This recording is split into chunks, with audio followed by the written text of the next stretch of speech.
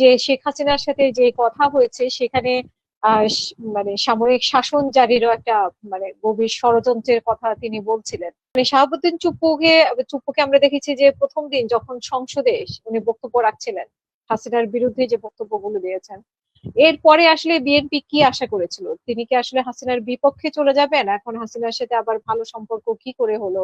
এই প্রশ্নগুলো সামনে এসেছে। তা আপনার কাছে শুনতে চাই যে উনি কিন্তু মনের আক্ষেপ নিয়েই চলে গেছেন।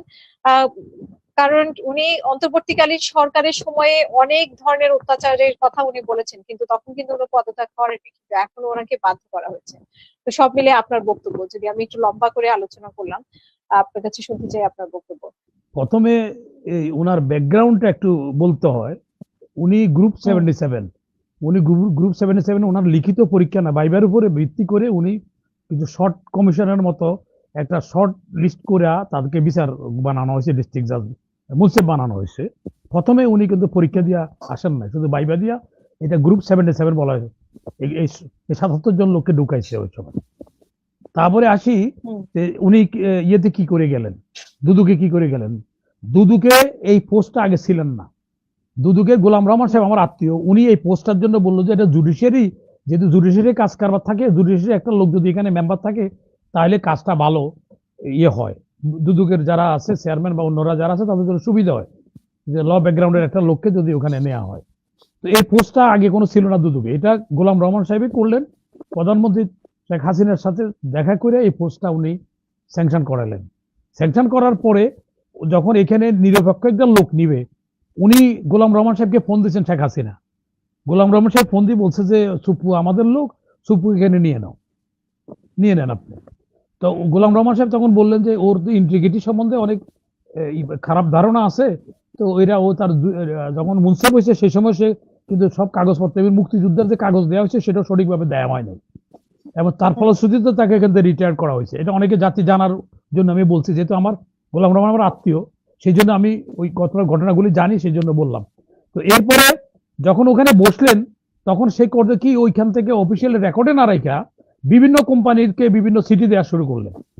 তারপরে তার হুম একটা এজেন্ট আছে, এই লোকটার নামটা আমি এখন বলতে চাচ্ছি না, কারণ যে লোকটার মাধ্যমে করছে এই লোকটা আমাকে আবার খুব ইয়ে করে। তো ইয়ে করলে কি আমি সেটা মাফ করবো না, এটা ব্যক্তিগত যায়, আমি সেই জন্য তার নামটা বললাম না।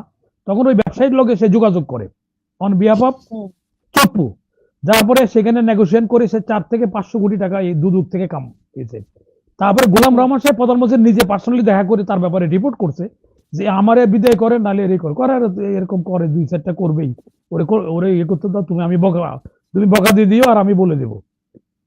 হুম তার মানে এত তার লগে খয়েরকা ছিল। হুম এটা দরকারে গোলাম রহমান সাহেব এখন আছে জীবিত, ওনারে গুলশানে আছে, ওনারে জিজ্ঞাসা করলে এই তথ্যগুলি সত্যি কিনা যাচাই করা যেতে পারে। তারপরে আসলে এখানে এখানে আসার পরে যে লোকটাকে ছবি নামায় দেওয়া হইলো, কোনো একটা আত্মমর্যাদা সম্পন্ন একটা যদি রিক্সাওয়ালাকে এভাবে আহ্বান করে, সে কিন্তু রিয়াক্ট করতো। হুম তাকে বিদেশে যাইতে দেয় না, সে নিজে বলছে, তার ছবিটা নামাইছে। সে 3 মাস পরে বলছে উনি অপমানিত বোধ করছে, এরকম একটা লোক। তারপরে শেখ হাসিনাকে কদমবুচি করতে চাইছে, উনি কদমবুচি নেয় না, সেটা তো নিজের মুখে বলছে, এটা বলছে। আমাদের দুর্ভাগ্য এরকম একটা প্রেসিডেন্টকে আমরা নাম্বার 1 ব্যক্তি আমরা বানাইছি। এরা যারা নিয়োগ করছে হুম এটা এই যে এদের জন্য জাতির লোকে যে তামাশা করার জন্য, আমি সরোয়ার ভাইয়ের সাথে একমত। এটা এদের এদের জন্য বিচার করা উচিত, এদের যারা এইসব লোকজনকে নিয়ে আসছে, এরকম একটা খারাপ লোককে নিয়ে আসছে। তার কনজুগাল লাইফ হচ্ছে খুব খারাপ অবস্থা। ছেলেও তার কথা বলে না, তার ছেলেরাও বহুবার বিয়ে করে তালাক দিয়ে আবার ফিল্ম করছে। সেখানে সে প্রভাব খাটাইয়া কিন্তু ওই যে ইয়ের জন্য, ফিল্মের জন্য কিছু তথ্য মধ্যে কিছু ফান্ড দেওয়া হয়, সেই ফান্ড সেখানে করানো হয়েছে। এরকম একটা হুম লোককে আমরা, আমার দুর্ভাগ্য হলো আমরা এই দেশের নাগরিক হিসেবে পরিচয় দিতে আমাদের আমাদের লজ্জা লাগে যে এই ধরনের লোক আমাদেরকে নাম্বার 1 ব্যক্তি হচ্ছে, এদেরকে আমরা মহামান্য বলতে হচ্ছে।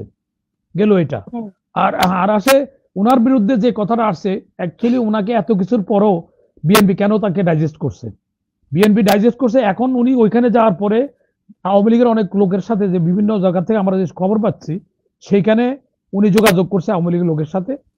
শেখ হাসিনার পক্ষ থেকে একজনের সাথে যোগাযোগ করছে, যোগাযোগ করে হুম তাকে আওয়ামী লীগ তারা পরামর্শ দিচ্ছে ইমার্জেন্সি ডিক্লেয়ার করে আর্মির সহযোগিতা নিয়ে একটা মধ্যবর্তী ইলেকশন দিয়ে দিলে তাহলে আওয়ামী লীগের অংশগ্রহণমূলক ইলেকশনের মধ্যে আওয়ামী লীগ অংশগ্রহণ করবে, তাহলে তাদের এটা হয়ে যায়, আওয়ামী লীগে সার্ভ করবে এবং আগে তো তাদের আওয়ামী লীগে সার্ভ করবে এই জন্য নিছে, বলছে তোমার পাপের কাপ্পারাটা দাও, তোমার পাপের কাপ্পারা দাও, তোমার যে অ্যাপয়েন্টিং অথরিটিকে তুমি সার্ভ করতে পারো না, তাদেরকে পলায়ন করে যাইতে হয়েছে, সব লোককে রক্ষা করতে পারো না, বাড়িঘর রক্ষা করতে পারো না, এখন তোমার একটা সুযোগ আছে কাপ্পারা দেওয়ার জন্য, তুমি ওই পিছিলা পাপ থেকে মুক্ত হওয়ার জন্য। এই কথোপকথনগুলি সরকারের কাছে চলে আসছে। চলে আসার পরে সরকার এত দ্রুত কেন করলো? এতদিন রসগোল্লা ছিল, এখন কেন তিতো হয়ে গেল? তৃতীয় হলো যখন গায়ের মধ্যে সরাসরি আঘাত। আমরা কিন্তু বহুদিন আগে থেকে মিডিয়ায় বলছি যে ও সুযোগ পেলে কিন্তু এরকম ঘটনা ঘটাবে। এখনো হাসিনার প্রশাসন থাইকা হাসিনার রাষ্ট্রপতি থেকে, আমি এই চ্যানেলও বলছি, নিশ্চয় স্মরণ আছে আমার সঞ্চালকের, যে আমি এই কথাটা বারবার বলছিলাম যে এরকম একটা লোকের নিয়ে আমরা একে রাখা হচ্ছে, এবং এটা বিএনপি কিন্তু আত্মঘাতী করতেছে। বিএনপি এখন এটা খেলা করতেছে, মনে করতেছে সে কিছুই করতে পারবে না, সে এমন কিছু করবে বিএনপির জন্য কাল হয়ে দাঁড়াবে। আমি এ প্রসঙ্গে আরেকটা কথা বলি যে জাসের নুরুল ইসলাম, উনাকে এরশাদ সাহেব সিদ্ধান্ত নিল তাকে প্রেসিডেন্টের পদ থেকে বাদ দিবে। তো তখন বললো যে তারকে একটা বরখাস্ত করা একটা চিঠি লিখে নিয়ে আসো। ক্যাবিনেট সেক্রেটারি ছিল তখন সাদাত আমাদের বন্ধু ছিল, উনি নিজে আমাকে বলছে। তারপরে উনি বললেন যে না, একটা বিচারপতি তার এইভাবে অপমান করার দরকার নাই, আমরা ওনাকে বললে উনি স্বাস্থ্যগত কারণে পদত্যাগ করছে, এটা করবে। তো উনি চিঠিটা লেখা নিয়ে গেছেন। ইরশাদ সাহেব তখন বলছেন তুমি যাচ্ছ, ও কিন্তু সহজ লোক না, ও কিন্তু আমি বুঝে গেছি সহজ লোক, সে কিন্তু পদত্যাগ করবে না, তাহলে বরখাস্ত করতে হবে। তো উনি বলে স্যার দেখি না একটু একটা লোকের বিচারপতি, আপনার ওনাকে বরখাস্ত করলে জিনিসটা সুন্দর দেখায় না।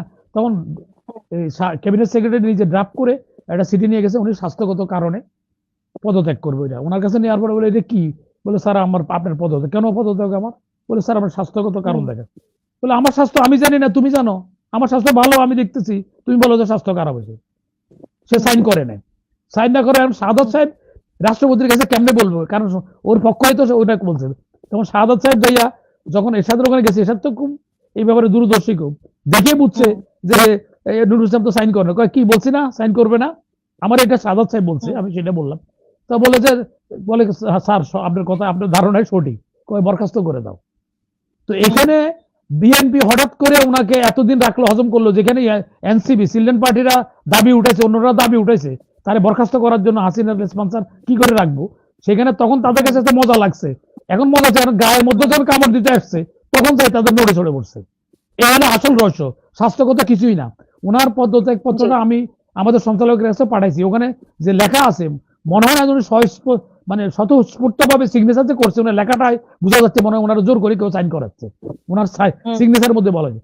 আর ওখানে নিজে উনি তো বলেছে কিছু কিছু পত্রিকাকে ইঙ্গিত দিয়েছে যে বুঝে নিতে, তারপরে মানে ওনার যারা একটু বিচক্ষণ তার রেজিগনেশন লেটারটা দেখলে উনি হাতে লেখছে, ওটা পুরোটা টাইপ করছে। এটা কোনো ডিউ লেটার না, এটা রেজিগনেশন, এটা নিজে হাতে লিখতে হবে না। টাইপ হলে পুরোটা টাইপ, হাতে লেখলে পুরোটা হাতে লেখা হবে, এটা তো ডিউ লেটার না। সুতরাং কোনটা ডিউ লেটারের মধ্যে নিজে হাতে জনাব বলে কাউকে সম্বোধন করে সেখানে লেখে নিজে হাতে, সিগনেচারটা শুধু করে। আর যদি রেজিগনেশন লেটার হয় টাইপ করলে পুরোটা টাইপ হইতে হবে, এর কিছু হাতের লেখা কিছু এটা হয় না। এটা গেল এটা। আরেকটা জিনিস হলো, যাক এখন দেরিতে হলে তারা বুঝছে বা তার তথ্যটা তারা সরবরাহ করছে, তার পিছনে লোক লাগাই রাখছিল, সে কি করছে ওখানে যাইয়া, সে ওখানে তার যে চিকিৎসার জন্য সময়টা অতিরিক্ত সময় সেখানে ব্যয় করছে, বিভিন্ন লোকের সাথে সে যোগাযোগ করছে, যে সে দেখছে যে একটা আমাদের হিউম্যান ক্যারেক্টার কি, মরার আগে পাশের বাড়ির জমিটা কিনতে চায়। তো সে মনে করছে আমি তো চলে যাবো যদি ওই ফর্মুলায় পড়ে, আগে তো বিএনপির লোকে এদের লোকে ভাও করে সে এতদিন পর্যন্ত থেকে গেল, আবার যদি আরেকটা ইয়ে দিতে পারে, গড় দিতে পারে, আরেকটা যদি চক্কর ইয়ে করে দেয়, তাহলে সে আবার হয়তো তারে আশ্বাস দিচ্ছে, আবার তারা যদি মধ্যবর্তী ইলেকশন হয় তারা আবার রেখে দিবে। আওয়ামী লীগের আশ্বাসও দিচ্ছে তারা, এরকম শোনা যাচ্ছে আর কি।